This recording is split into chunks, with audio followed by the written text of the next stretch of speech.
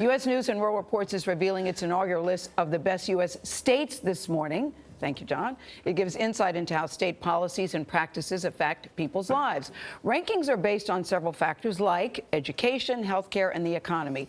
The fifth best state is Washington. The fourth is North Dakota. Minnesota comes in third. New Hampshire places second. And the best state in the nation is, drumroll please, Massachusetts. Charlie Baker is the governor of Massachusetts, and Brian Kelly is the editor and chief content officer for U.S. News and World Report. Welcome to you both. So let's start with Massachusetts. Is it because the Patriots won the Super Bowl, Tom Brady, Casey Affleck won best actor, Manchester by the Sea, Massachusetts story? Is that it? They can't seem to do anything wrong. And frankly, this has just come out, and I'm already getting a little sick of them. But because enough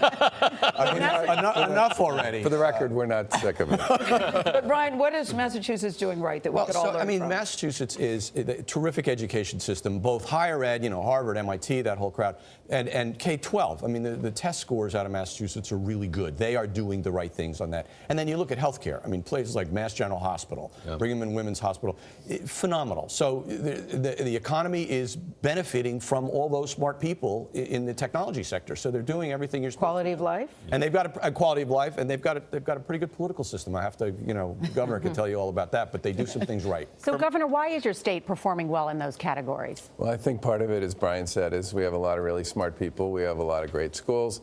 That has led to a whole series of terrific, what I would call ecosystems around technology and healthcare and finance and education, and you put it all together, and in this day and age, in this kind of global economy and global world we live in, it's a terrific mix. We also do have, and I've said this before, a bipartisan approach to working together.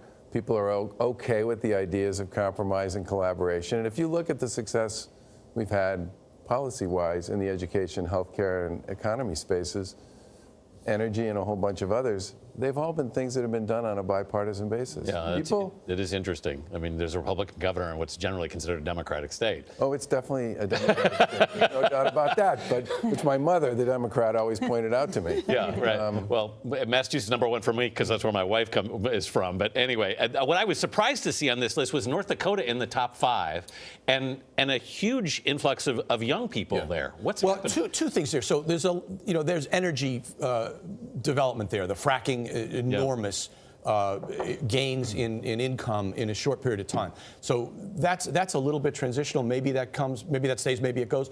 But the North Dakota state government is really well run, and they do a lot of good things in terms of citizen services. So it's not just, they're just not like a flash in the pan. They've been doing this for a while. So that's a good example of a small state.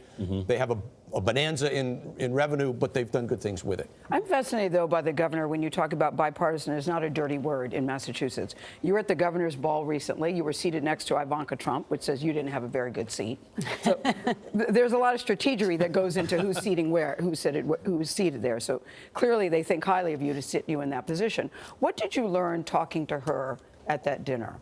Well, we spent most of the time actually talking about opioids and the opioid epidemic, which is not just an issue in Massachusetts, but an issue around the country. And we spent a lot of time working on this on a bipartisan basis. And the plan that we actually developed and worked through our legislature, the National Governors Association recommended it to the other governors, and 46 of them basically signed on to it and said this would be a good way for us to approach this problem in our states. And what is that plan?